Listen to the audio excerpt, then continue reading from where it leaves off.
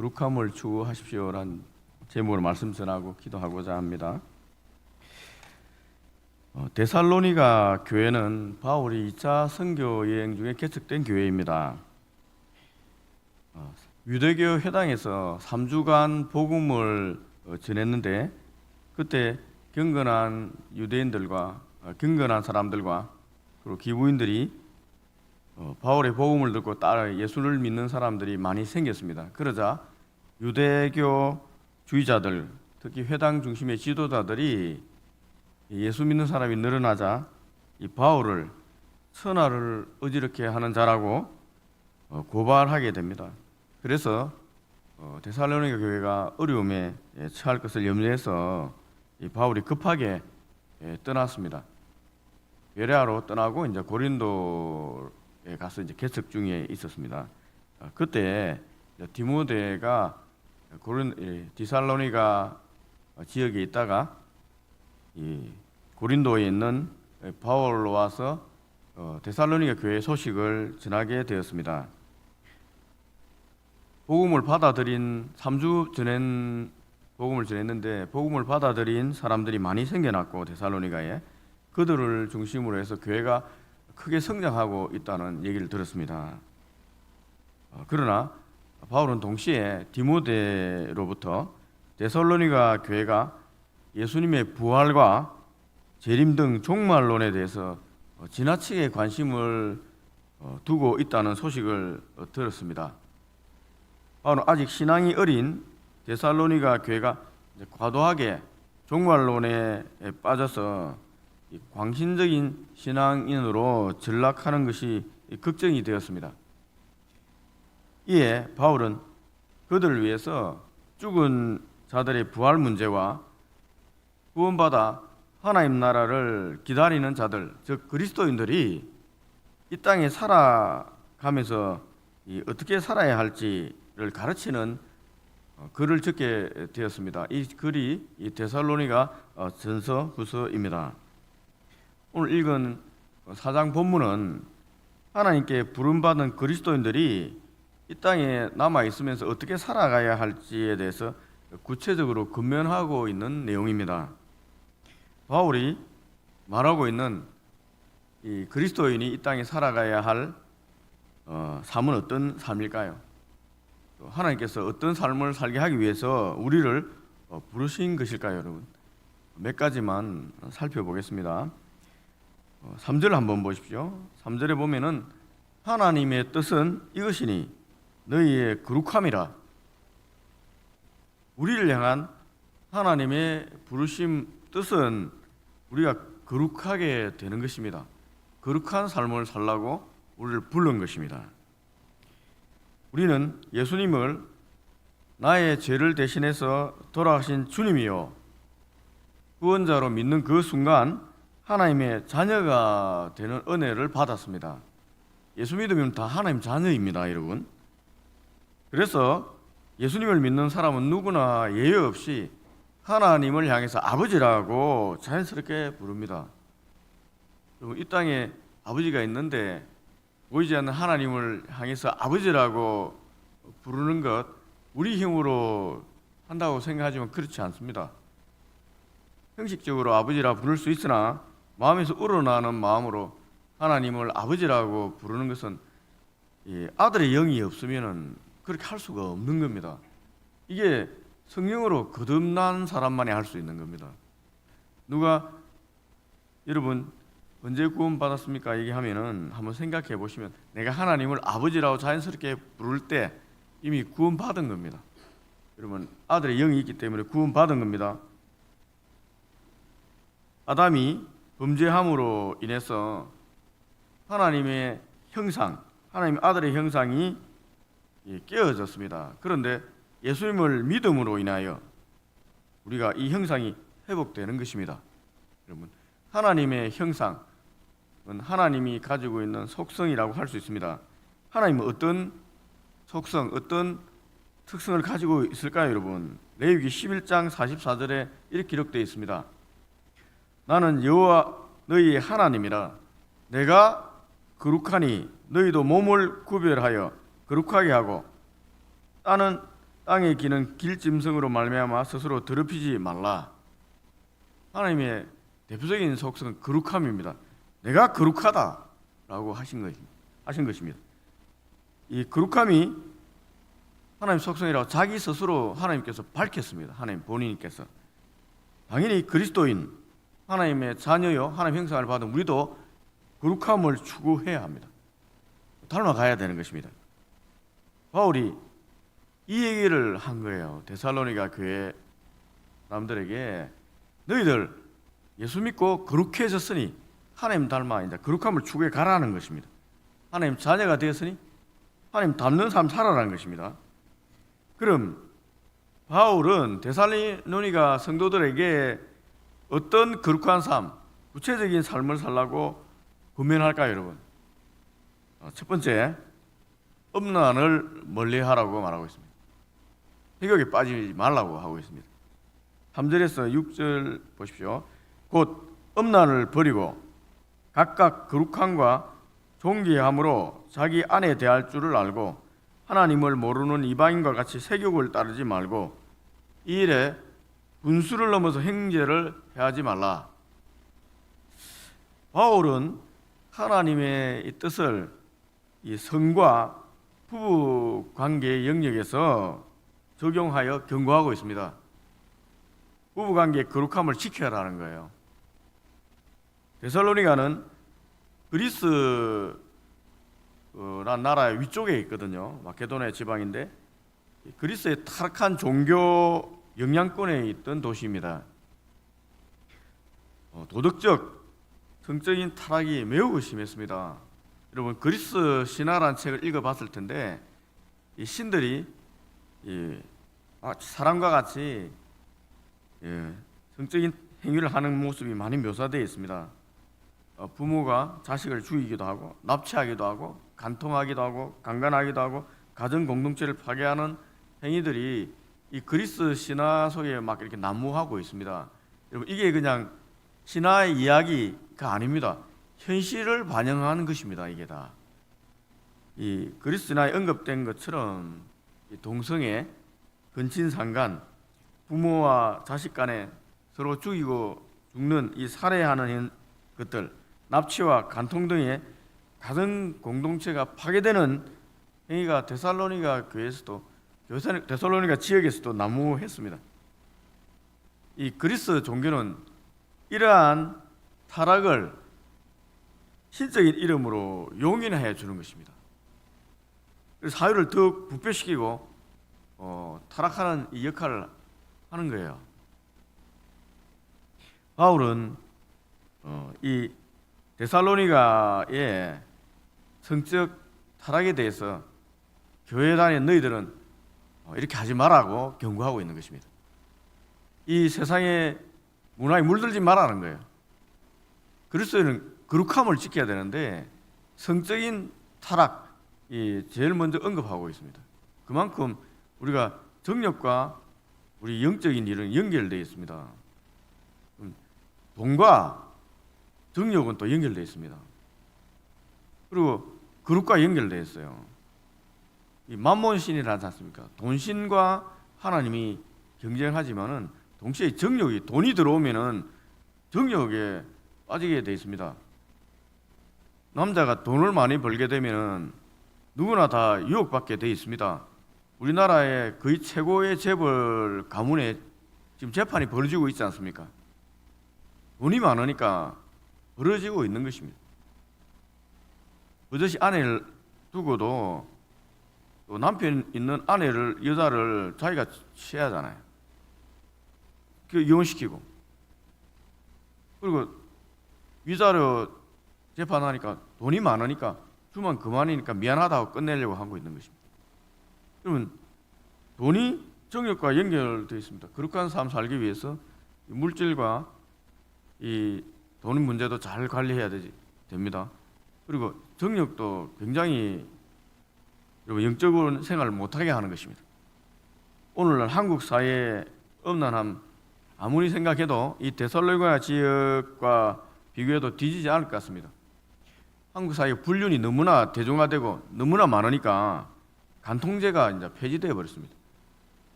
너무 쉽게 해버리니까 이 법으로 이제 할 이유가 없어서 그냥 폐지시켜 버린 것입니다. 어린 아이들조차도 이제 스마트폰을 통해서 음란한 영상을 너무 쉽게 접합니다. 그리고 SNS를 통해서 서로 이 성적인 이 행위와 사고파는 일도 너무 자주 벌이게 됩니다. 여러분 초등학생들도 예가 아닙니다. 경제가 발전하니까 이 IT 산업을 개발해야 된다. 게임 산업을 개발해야 된다. 문화 사업을 육성해야 된다 하는 이 명목으로 어린아이들이 이 음란한 문화에 접촉할 수 있는 환경을 자연스럽게 그냥 이렇게 열어버린 거예요. 우리나라에서. 특히 10대들로 구성된 걸그룹들이 선정적인 옷을 입고 춤을 추는 모습을 보고 열광합니다. 조그만 어린아이들도 다 따라하는 거예요. 그러면서 이미 한국 사회 음란의 문화가 이미 자리를 잡아버렸습니다. 성적인 타락, 마약, 알코올 중독, 뉴스에서 계속 나오는데 여러분 우리가 듣는 것은 빙산의 일각입니다. 우리는 다 예수 믿는 사람이니까 교회 생활 하고 있기 때문에 주위에 어느 정도인지 잘 모릅니다. 그러나 서울에 들리는 얘기를 보면은 정말 심각한 지경에 있다고 생각이 됩니다. 교회 믿는 자들인 우리가 함께 살아가고 있는 세상입니다. 이 세상에서 교회도 세속의 물결이 지금 밀려 들어오고 있습니다. 이 시대 우리 한국 교회를 향해서 바울이 하는 권면이라고도 생각이 됩니다. 여러분 음란을 멀리하시고 성적인 거룩을 지키시기 바랍니다. 두 번째, 형제를 사랑하라고 바울은 데살로니가 교회 사람들에게 얘기하고 있습니다. 형제 사랑하라는 거예요. 9절입니다. 형제 사랑에 관하여는 너희에게 설 것이 없음은 너희들 자신이 하나님의 가르침을 받아 서로 사랑함이라. 데살로니가 교회는 형제 사랑을 이미 잘 실천하고 있다고 바울은 칭찬하고 있습니다. 계속 그렇게 하라는 거예요. 그리스도인으로 하나님 사랑, 이웃 사랑하는 것 당연한 일 아닙니까? 그것이 무슨 칭찬할 것입니까? 라고 말하는 분이 있을 것입니다. 그런데 여러분 형제 사랑하는 것 우리가 생각하는 것보다 쉽지가 않습니다. 야고보 사도는 당시 교회 형제 사랑의 모습을 이렇게 설명했습니다. 이렇게 묘사한 적이 있습니다. 야고보서 2장 1절에서 5절 그리고 8절에서 9절입니다. 제가 한번 읽어드리겠습니다. 야고보 사도가 당시 같은 세대에 교회 생활을 했거든요. 예루살렘 교회 수장이기도 했습니다. 내 형제들아, 영광의 주 곧 우리 주 예수 그리스도에 대한 믿음을 너희가 가졌으니 사람을 차별하여 대하지 말라. 만일 너희 회당에 금가락지를 끼고 아름다운 옷을 입은 사람이 들어오고 또 남루한 옷을 입은 가난한 사람이 들어올 때 너희가 아름다운 옷을 입은 자를 눈여겨보고 말하되 여기 좋은 자리에 앉으소서 하고 또 가난한 자에게 말하되 너는 거기 서 있든지 내 발등상 아래에 앉으라 하면 너희끼리 서로 차별하며 악한 생각으로 판단하는 자가 되는 것이 아니냐. 너희가 만일 성경에 기록된 대로 내 이웃 사랑하기를 내 몸과 같이 하라 하신 최고법을 지키면 잘하는 것이거니와 만일 너희가 사람을 차별하여 대하면 죄를 짓는 것이니 율법이 너희를 범법자로 정죄하리라. 여러분 사람을 차별하여 대하지 말라고 이제 야고보 사도가 구체적인 예를 들었습니다.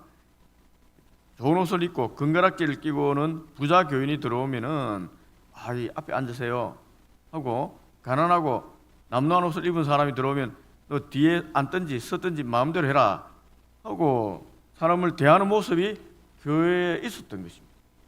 그러니까 이렇게 하지 마라 얘기한 것입니다. 교회 내의 형제 사랑은 차별하지 않는 데서 시작됩니다. 이는 교회 안에도 가진 자와 가지지 못한 자 사이에 차별이 있을 수 있음을 말하는 것입니다. 교회는 남자, 여자, 노인, 젊은이, 부자, 가난한 자, 많이 배운 사람, 적게 배운 사람, 다양한 직업을 가진 사람들이 모여 있습니다. 그들은 외모도 다릅니다. 하는 것도 다릅니다. 하는 일도 다릅니다. 그렇지만 모두 하나님 아버지를 경배하는 하나님의 형제 자매들입니다. 세상은 자기와 비슷한 사람들끼리 끼리끼리 모입니다. 그리고 그들과 어울립니다. 하나님 나라 공동체 교회는 세상의 문화를 따르지 않습니다. 가치관을 따르지 않습니다. 주님을 따릅니다. 주님의 사랑을 따릅니다. 주님은 하나님 아들로서 하늘 보좌의 영광을 버리고 이 피조물이 되셨습니다. 스스로 낮아지셨습니다. 피조물 중에도 가난한 목수의 아들로 나셨습니다. 그리고 너무 가난한 삶을 사셨고 세상에 버림받은 자들의 친구와 이웃이 되어 주셨습니다. 우리가 따르는 것은 이 예수 그리스도의 삶을 따르는 것입니다. 그리고 그들을 불쌍히 여겨 주셨습니다. 주님은 이 모든 사람을 하나님의 자녀로 생각한 것입니다. 가족 중에 누가 아프면 여러분 마음이 어떻습니까? 여러분의 형제 자매가 사기꾼에게 사기당해서 큰 돈을 잃고 또 직장에서 실직당해서 눈물 흘리고 있으면 마음이 아픕니다. 여러분 마음 좋지 않습니다. 나 아주 친하지 않은 맨날 만나기만 하고 싸우는 형제인데도 내 형제가 사기당해 눈물 흘리고 있으면 마음이 아픕니다. 찾아와서 위로하고 많이 가지고 있으면 손을 펴서 나 몰래 돕기도 합니다. 형제 몰래. 특히 부모님은 우는 자식, 못난 자식 보면 마음이 더 아픕니다. 가만히 있지 못하고 어떻게 하든지 도우려고 하는 거예요. 그래서 새벽을 깨고 기도도 하고 있지 않습니까, 여러분? 못난 자식한테 더 마음이 가는 거예요. 주님은 우리를 이 못난 자식 정도로 보는 게 아니라 정말 너무 안타깝게 보셨어요. 그래서 자기 목숨까지도 우리를 위해서 십자가에 내어주신 것입니다. 하나님 아버지의 관점에서 얘기하자면 우리를 너무 사랑하시고 너무 걱정하셨어. 자기의 독생자 하나뿐인 예수님을 우리를 위해서 십자가에 내어주신 것입니다. 너무 아픈 사랑을 하신 거예요. 왜 그렇게 하십니까, 여러분? 가족이니까요. 하나님의 자식들이니까. 하나님 만든 자식들이 여러분들이고 우리들이거든요. 내 형제요, 내 자매입니다, 여러분. 옆에 사람들 한번 보십시오. 다 내 형제요, 내 자매들입니다. 교회는 하나님의 가족입니다. 여러분 이걸 잊으면 안 됩니다. 교회는 하나님의 가족입니다. 하나님 안에서 바라봐야 됩니다. 바로 1대1로 보는 게 아니라 하나님을 통해서 바라봐야 됩니다. 교회 안에서 차별이 있어서 안 되는 이유가 여기에 있습니다. 우리는 모두 형제요 자매입니다. 하나님을 아버지라고 하고 있습니다. 형제, 자매가 헐벗고 일용할 양식이 없다면은 여러분 그냥 보내겠습니까, 여러분? 보내지 않지 않습니까? 사랑은 말로만 하는 것이 아닙니다. 예수님께서 갈보리 십자가에서 우리에게 보여주신 것처럼 우리도 그 불쌍히 여기는 십자가의 사랑을 실천해야 하는 것입니다. 형제 사랑하십시오, 여러분. 이 말세 때 사랑이 식어갑니다. 교회마다 사랑이 식으면 이 땅이 끝나가는 것입니다. 여러분 서로 사랑하는 관계를 유지하면 좋겠습니다. 세 번째, 바울은 자기 일을 근면하게 하라고 권하고 있습니다. 11절입니다. 또 너희에게 명한 것 같이 조용히 자기 일을 하고 너희 손으로 일하기를 힘쓰라. 자기 일을 하라는 거예요. 너희 손으로 일하라는 겁니다.